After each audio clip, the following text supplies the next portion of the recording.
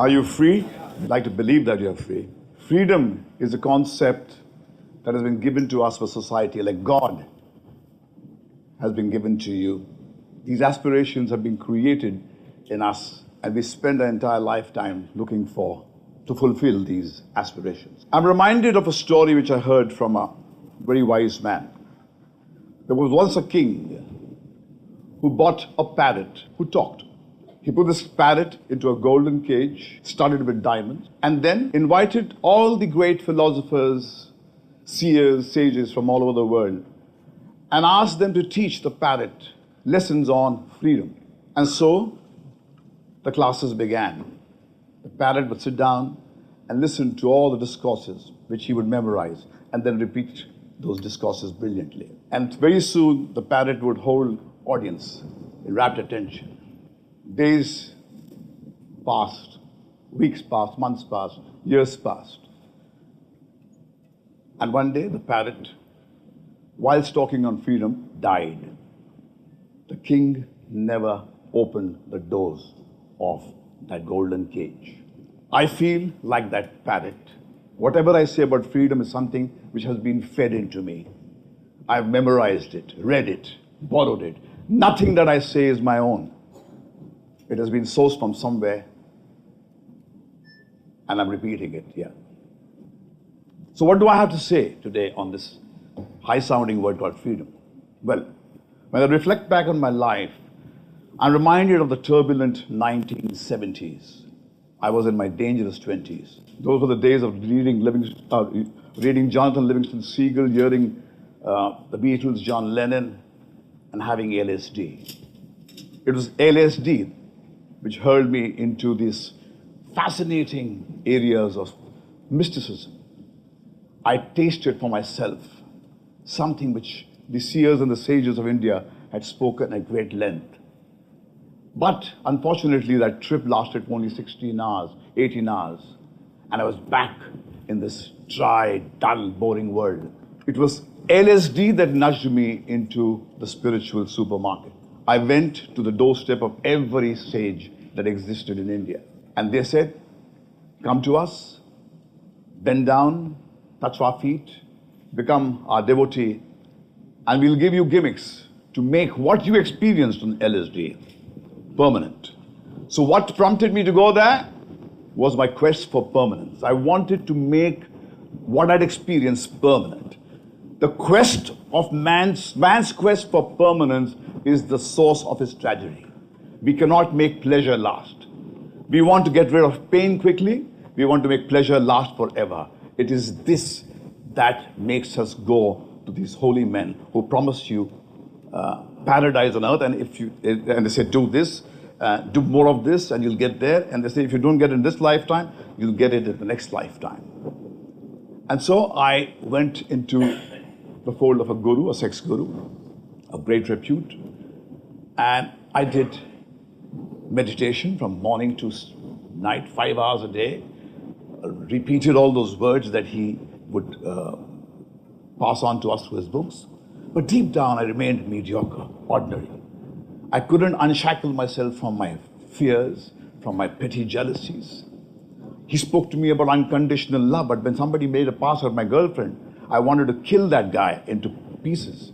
And I said, look, here I am, talking about unconditional love, talking about free love. But deep down, I am an ordinary, mediocre man. And then, so I did something which was very, very brave. I said, I'm going to walk out of this ashram in which I have chosen to walk in. And when I walked out, the same guru said he would destroy me. He would eliminate me. And I said, what a joke. This man spoke about unconditional love, spoke about freedom. But when I left his fold, he behaved like any small-time gangster. And then I was lucky to meet an extraordinary man, a man called U.G. Krishnamurti, a man who had spent his lifetime doing the same search. And he said, my boy, looking for enlightenment is like looking for a black cat in a dark room which is not there. I was looking for a black cat in a dark room which was not there. The peace that you're looking for has to operate here, in this world, in this day-to-day world. If that peace doesn't operate when you walk on the street, then it isn't worth a tinker's dam. And when I de-linked myself from that spiritual quest, the energy was used to deal with the problems of the day-to-day world. These high-sounding words called liberation, moksha, remain just words thereafter. I would engage with the problems of the day-to-day life. People like Mr. Agarwal, they are the people who will find answers to the problems in the world that we exist, in the real world. I mean, we are in a prison, a cultural prison. The environment has shaped us, created us. We are straitjacketed to those ideas which have shaped us, which have created us. So within the prison, all that we can do is make the prison a little better, make the bars a little wider. But the idea of the ultimate freedom, moksha, liberation, is a lie which mankind has been told since the dawn of time. It requires guts and audacity to stand up and say, we won't buy that. This is the reality. This is the reality as it is imposed on us, is what I will deal with. And within this, we will find answers. Yes, there are ways to find cure for hunger, from tyranny. You can get out of your obsession with alcohol, drugs, or sex. But the desire for that super desire of liberation is something which has taken the human race into some different path, and that has been the malady of generations I've seen. I'm also reminded of something which I experienced myself in South India. There is a fascinating temple. At the crack of dawn, devotees assemble there, and they want to take a glimpse of the icon which is there behind the closed doors. At high noon, the high priest walks in, and the doors open, and to the horror, the devotees discover that there's nothing there. It is the temple called the Secret of Secrets, and that is the secret. The search leads you to discover that what you're looking for does not exist. There is no oasis yonder. When you give up the quest for that mirage, you deal with the day-to-day life. Paradise is here right now. This is the moment. This is the glorious moment in where the face of God, if you call it, truth, what you call it, exists. It's not in this non-existent tomorrow, day after tomorrow, in which we project this entity called God, freedom, truth. It is that which is kind of tiring you, and we do not have the energy to deal with this with the here and now.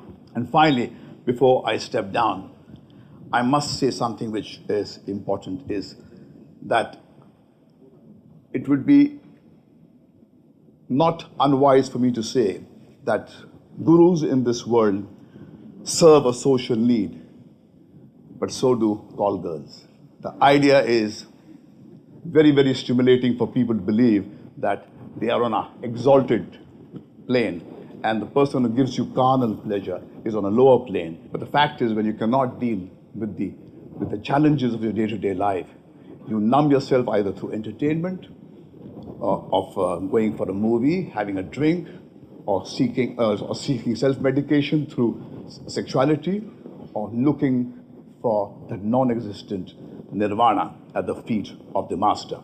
The question I ask these sages and seers is, 2,500 years ago, the Buddha said, be a light unto yourself. 2,000 years ago, Jesus said, love thy neighbor as thyself. The fact is, there's not a single corner on this planet which is not soaked with the blood of his own brother.